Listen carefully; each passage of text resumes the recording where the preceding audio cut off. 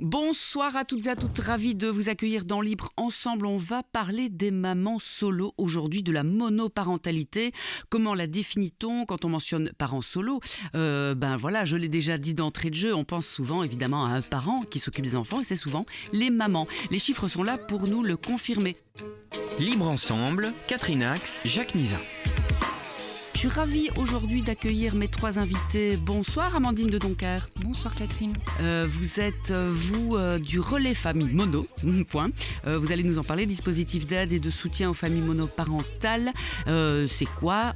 Qu'est-ce qu'on a mis en place? Vous allez donc tout nous expliquer dans quelques minutes. Nous avons également Gwendolina Cramaro. Bonsoir Gwendolina. Bonsoir Catherine. Vous travaillez dans l'administration, vous êtes maman solo et militante et vous avez quelques slogans pour vous battre en fait et dont vous allez nous parler aussi dans quelques minutes. Et puis nous avons Christophe Smets. Bonsoir Christophe. Bonsoir.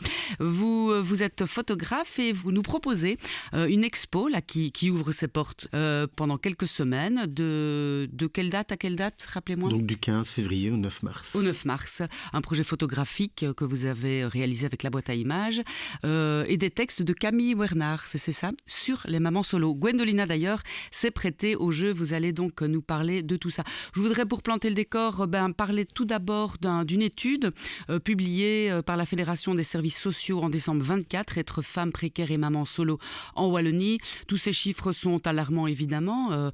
Une brochure à se procurer urgemment. Sur notre site internet, vous pourrez effectivement aussi pouvoir la consulter. Une famille sur 5 est monoparentale en Belgique. 80% des familles monoparentales ont à leur tête une femme et toutes les séparations appauvrissent ces femmes évidemment. On va peut-être commencer par Gwendolina.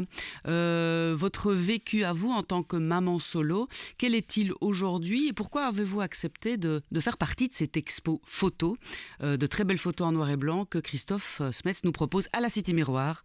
J'ai oublié de le dire. Oui, donc moi je suis maman solo depuis 12 ans maintenant. J'ai une situation qui se stabilise tout doucement après beaucoup d'années de précarité et de lutte quotidienne. Et j'ai décidé de participer au projet de Christophe parce que je peux. Aujourd'hui, mon fils est plus grand, c'est un ado, donc j'ai plus de temps pour occuper l'espace public et aussi visibiliser notre situation. Et son projet, pour moi, c'était aussi une opportunité finalement de visibiliser nos difficultés en tant que maman solo parce qu'on est complètement invisibilisé, même dans les politiques publiques jusqu'à présent. Et puis son approche était très respectueuse et délicate. Donc j'ai apprécié sa manière d'aborder avec bienveillance et respect. Donc voilà, je suis ravie de faire partie de ce projet. Comment est-il venu frapper à votre porte? Comment vous a-t-il abordé? Comment vous connaissez-vous? Alors, Christophe, tu peux compléter, mais je pense que c'est une sollicitation que j'ai reçue, soit du relais famille mono, il me semble, via l'intermédiaire de Stéphanie. Enfin, voilà, on me sollicite régulièrement maintenant parce que voilà, je milite beaucoup, j'essaye d'être comme un porte-drapeau pour nous, les femmes mamans solo.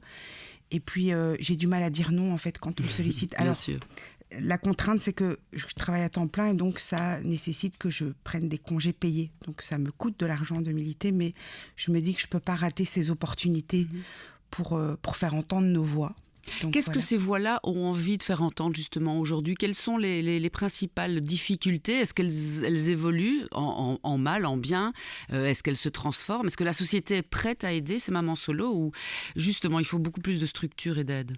Alors nous, ce qu'on constate, c'est que ça fait des années en fait que même les institutions publiques, notamment l'IWEPS, qui sort des études régulièrement sur les inégalités de genre, ça fait 8 ans qu'ils ont interpellé sur le fait que la moitié des familles mono vivent sous le seuil de pauvreté. Donc ça représente à peu près 250 000 enfants en Wallonie. C'est 5 stades Roi-Baudouin remplis d'enfants qui vivent dans la pauvreté.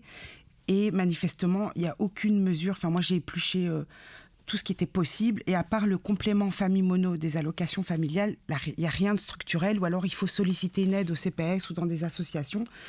Les CPS, c'est des décisions, souvent, c'est un pouvoir discrétionnaire. Donc, on peut être aidé, parfois non. Et donc, ce qu'on réclame, nous, c'est le fait que déjà, la réforme du CECAL, se baser sur le modèle français.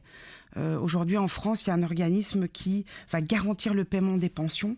Et dès le premier jour de retard, on peut solliciter cet organisme. Aujourd'hui, le CECAL, il faut prouver que pendant 2 mois d'affilée, on n'a pas reçu la pension partiellement. Il y a des dossiers, il y a un non-recours au droit qui est massif parce qu'il y a aussi une peur des représailles. On réclame aussi des dispositifs pour nous permettre d'avoir du répit. Parce que je voudrais insister sur un chiffre. Pendant longtemps, j'étais confrontée quand j'interpellais. Oui, mais bon, c'est aussi les papas, c'est du 50-50. C'est absolument pas une réalité. Ce qu'on constate, et aujourd'hui, c'est statistiquement prouvé, donc c'est chiffré, c'est que la garde 50-50, c'est que 20 à 25% des situations. Donc dans la majorité des cas, on est en continu avec nos enfants, donc la charge mentale, elle est écrasante. Ça nous empêche quoi ? D'accéder à un emploi. Il n'y a que 2 mamans sur 10 solo qui peuvent travailler à temps plein. Ça nous empêche de souffler, donc ça a un impact sur notre santé mentale aussi. La vie sociale et affective, elle est complètement bafouée, parce que quand vous avez vos enfants 26 jours par mois sur 30, c'est compliqué.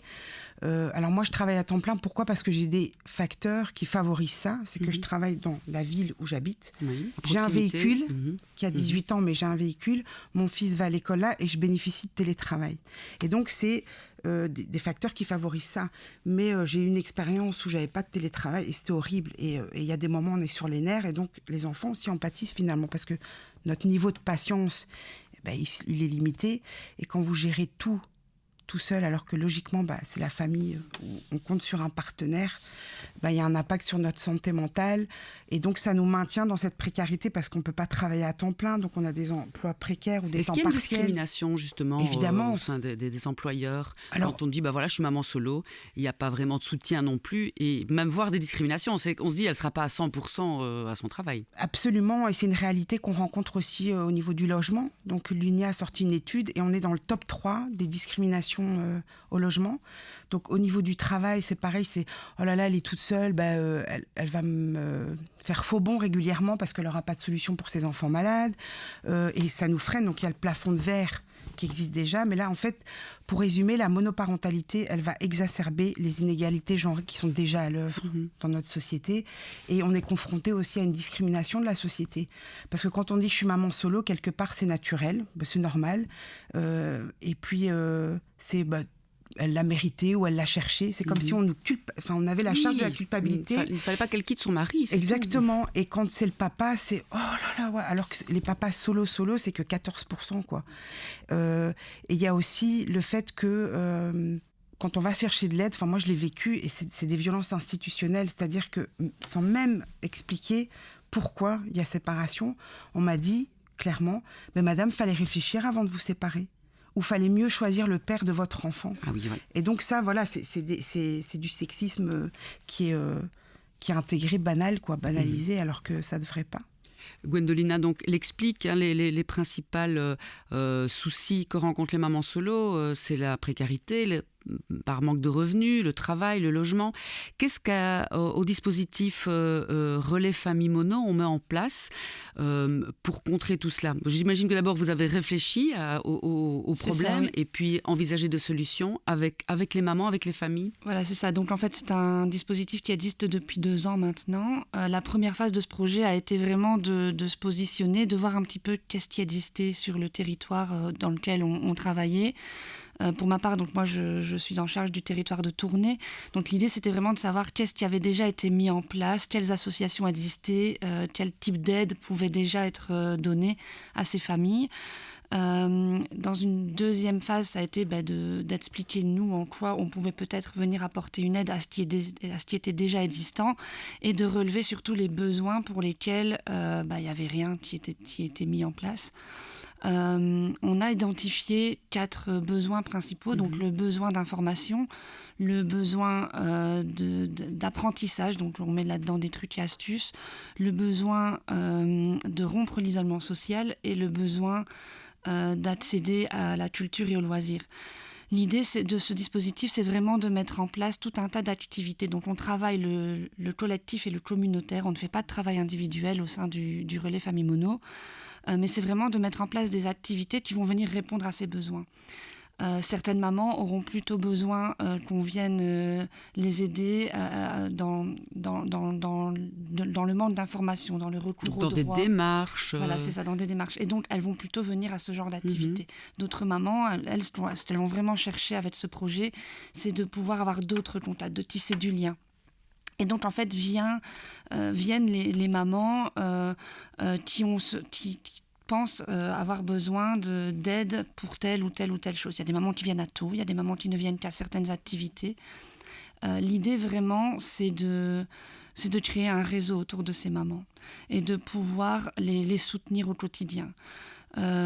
J'organise plus ou moins entre 10 et 15 activités par mois. On essaye là-dedans qu'il y ait des activités parents-enfants aussi. Oui, j'allais vous demander, les Voilà, familles c'est sont ça. invitées, enfin parents-enfants. C'est ça, donc il y a des activités qui ne sont qu'à destination des parents et des activités qui sont parents-enfants.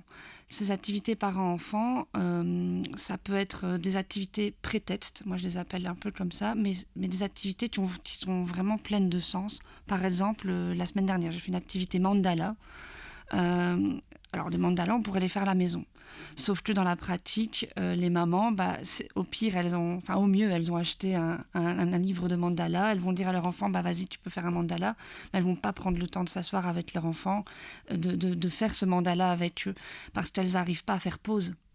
L'idée, là, dans ces activités-là, c'est de leur permettre cette pause, justement, et de consacrer 1 heure ou 2 heures avec à se dire, je mets la vaisselle, le repassage, la préparation du repas de côté. Là, pour le moment, je suis là avec toi et je passe un temps de qualité avec toi. Hors de chez soi, sans les tâches ménagères, avec d'autres parents et d'autres enfants également. C'est ça. Donc, c'est vraiment l'idée de consacrer un temps de qualité à l'enfant, mais aussi de partager un autre moment avec d'autres parents qui traversent les mêmes choses. Parfois, ces activités-là sont des lieux où on parle de ce qui ne va pas, mais parfois, justement, c'est aussi un lieu où on parle de tout et de rien et où on oublie ce qui ne va pas. Et donc, voilà, dans les activités plus informatives, on va vraiment travailler le non-recours au droit dont parlait Gwendolina. On va essayer de mettre ces familles en relation avec des organismes qui peuvent venir répondre à des questions bien précises, l'accessibilité aux soins de santé, quelles sont les aides auxquelles je peux prétendre en étant famille monoparentale. On se rend compte, en fait, que beaucoup de familles ignorent les droits auxquels elles peuvent prétendre.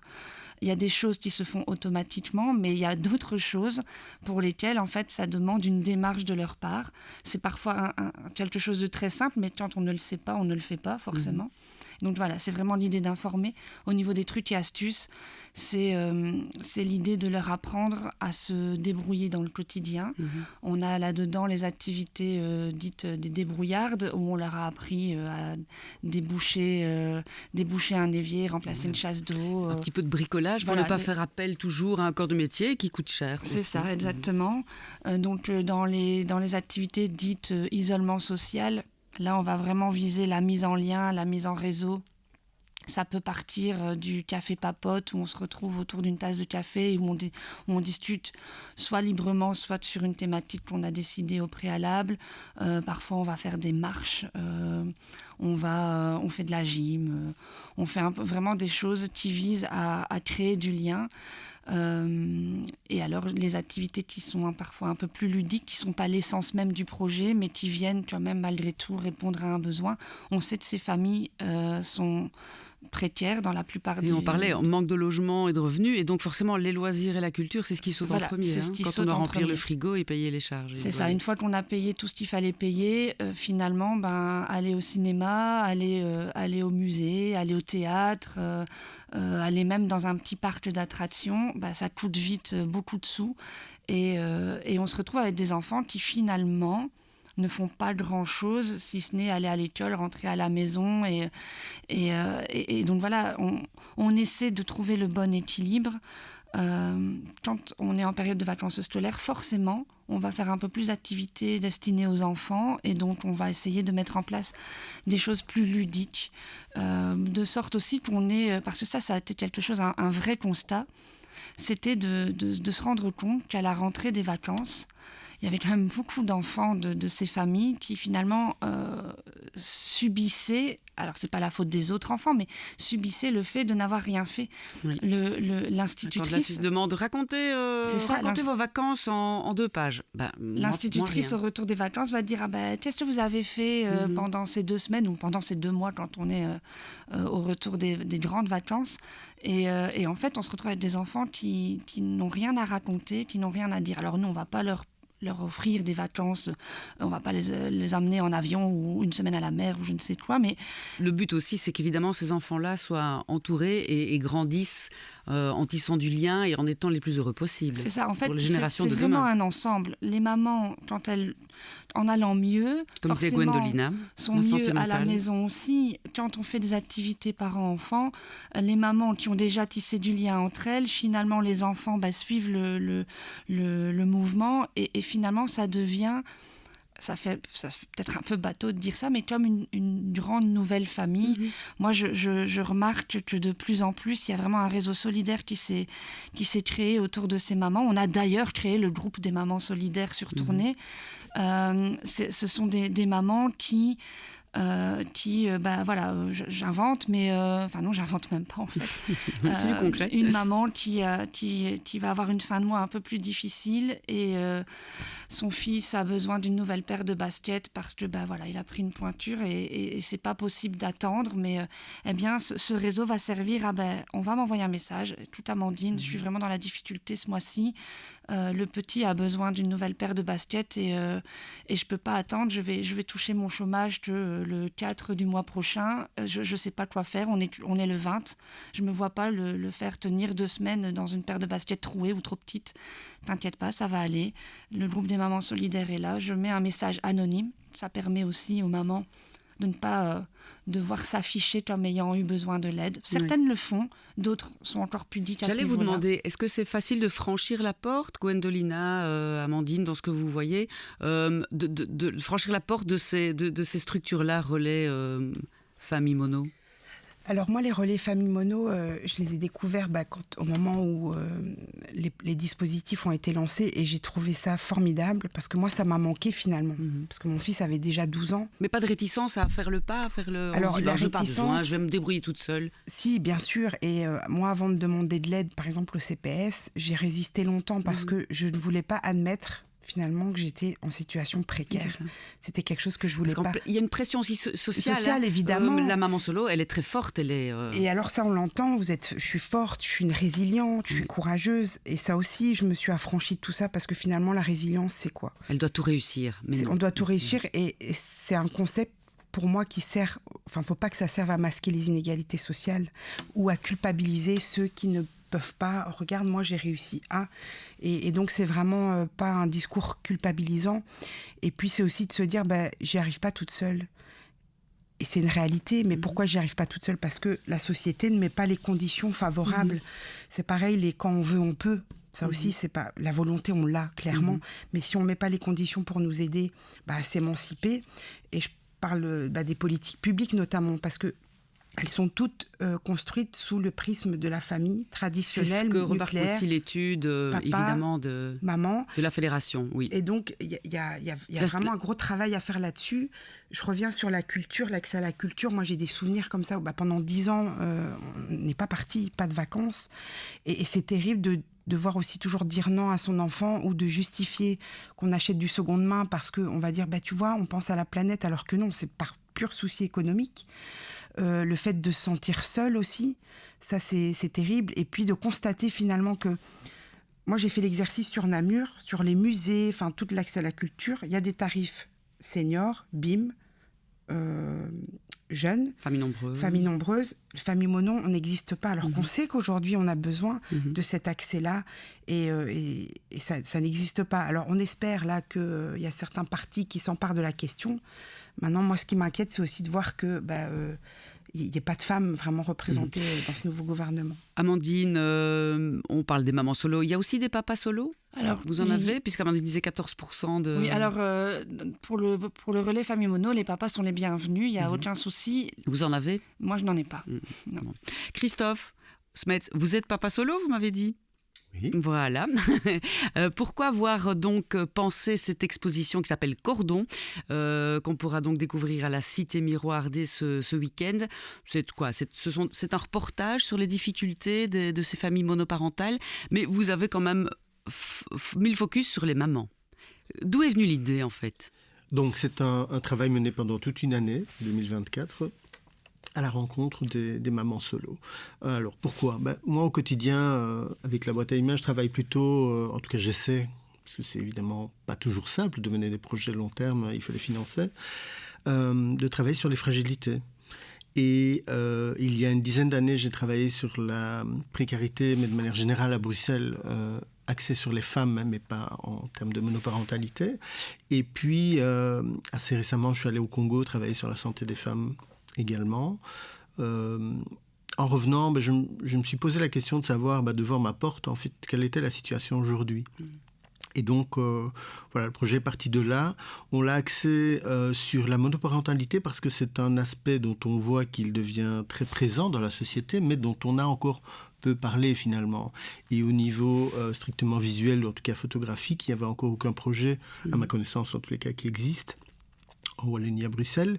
Donc voilà comment est né le projet. Après, pour le mettre en place, comment avez-vous fait ? Est-ce que donc vous avez contacté les relais Famille Mono et d'autres organismes ? Alors au départ, j'ai eu un contact avec Article 27, un peu par hasard, une discussion informelle comme ça, et puis de fil en aiguille, puisque je connais assez bien le tissu associatif, pas seulement liégeois, et donc on m'a guidé vers différents projets, associations, notamment le projet Myriam, qui a fait la part belle quelque part au projet ici, puisque j'ai rencontré plusieurs groupes. Donc de fil en aiguille, de contact, un peu de bouche à oreille, finalement, j'ai été aiguillé vers des lieux, vers des personnes qui ont souhaité s'exprimer ou qui ont eu simplement envie lorsque je les ai contactés. Je pense par exemple à la maison maternelle à l'heure près de Liège qui s'occupe strictement de jeunes mamans en l'occurrence pas toujours mais souvent mineures. Et donc j'avais vraiment très envie de... Le projet, effectivement, comme vous le disiez, c'est un reportage, mais de pouvoir apporter une vraie diversité dans la représentation, tant visuelle que dans les témoignages, puisque des mamans de différents horizons, tout de à différentes fait. couches Voilà, au sociales. niveau urbain, au niveau rural, rencontrer individuellement, rencontrer dans des projets collectifs, dans des lieux d'accueil. Et donc aussi le travail de Camille Werners, qui m'a accompagné comme journaliste sur ce projet, dans les témoignages qu'elle a recueillis, dans les informations que Gwendolina et Amandine ont données ici et qu'elles expriment mieux que moi je pourrais le faire. Le projet photographique reprend aussi cet aspect-là, c'est-à-dire l'essentiel de ce qui est à savoir finalement au niveau des informations par rapport à la situation de maman solo, donc au niveau des textes qui accompagnent l'exposition. Et oui, vraiment être représentatif, donc pas seulement des mamans nées ici, mais des mamans parfois de passage. Je suis allé dans un centre fait d'asile près de la forêt à Herbemont. Et donc, voilà, c'est ce que ce projet essaie de dire finalement. Alors on peut toujours dire plus de choses, on peut toujours dire les choses différemment. J'aurais notamment voulu aller en prison, parce que je pense que c'est un aspect très particulier de la précarité des femmes et des familles. Donc, c'est un prochain projet, Christophe. Oui. C'est vraiment un cliché, une vie. Ça a dû être difficile dans le choix, choisir c'est renoncer. Oui, il y a représentant chaque maman. Plus de 10 000 images qui ont été prises. Alors, parfois, c'est une petite histoire en 4 images.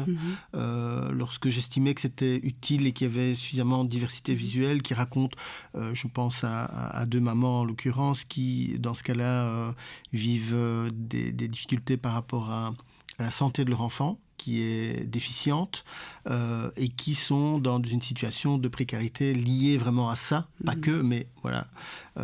Parce qu'évidemment, la précarité, et je garde une phrase de Bob Balbour, qui est le directeur du Resto du Cœur à Liège, qui me disait, mais aujourd'hui, en fait, nous, on rencontre comme public des personnes précarisées, hommes et femmes, qui ne sont plus comme il y a quelques années des personnes très peu instruites, mais aussi des personnes plus instruites. Donc la précarité évolue. Il y a une mutation dans nos sociétés où on dit souvent que la classe moyenne est en train de dégrader et l'appauvrissement est présent vraiment, il est palpable.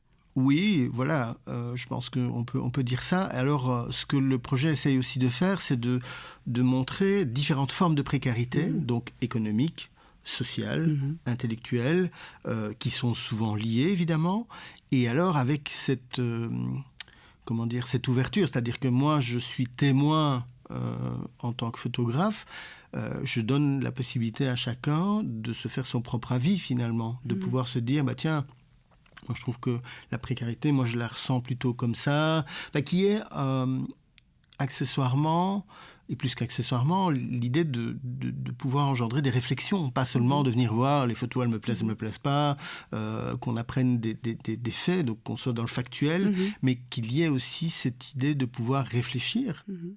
Ce que donne à faire un reportage, comme on le disait. Oui, en tout cas, il a cette ambition-là, et surtout quand on peut travailler longtemps sur un projet comme celui-là, par exemple, effectivement, on a de la matière. Comment a été reçu cette expo, ce reportage par les mamans où vous leur avez présenté les photos par la suite? Elles étaient enthousiastes? Personne n'a encore vu l'expo. Voilà. Gwendolina non plus. Alors, je leur ai envoyé leurs propres photos, généralement d'abord pour les remercier, pour leur dire tiens, voilà ce que j'ai fait. Donc les échos sont très positifs. Maintenant, voilà, c'est aussi voir la scénarisation de l'expo, ce qu'elle va donner, ce qu'elle va apporter comme regard à chaque spectateur. Donc ça, on va voir, c'est le jeu, toujours. Est-ce qu'elle est appelée à voyager, cette expo? Oui, alors c'est vrai, je l'avais dans un coin de ma tête, cette importance de la rendre itinérante. Donc après Liège, elle ira à Marche et puis on verra, on est au début du processus, donc je pense que effectivement il y a cette ambition de la faire circuler de manière la plus démocratique possible, tant dans les lieux d'accueil qui sont dits des lieux culturels, mais aussi j'aimerais qu'elles viennent dans la rue, donc on puisse organiser par exemple ce qu'on appelle aujourd'hui du street art, un peu du collage un peu sauvage sur des murs pour se dire tiens, c'est quoi ce truc, et pouvoir simplement être confronté obligatoirement à ça, parce qu'on sait que un public important ne va pas dans les musées ou dans les lieux culturels, donc voilà l'idée.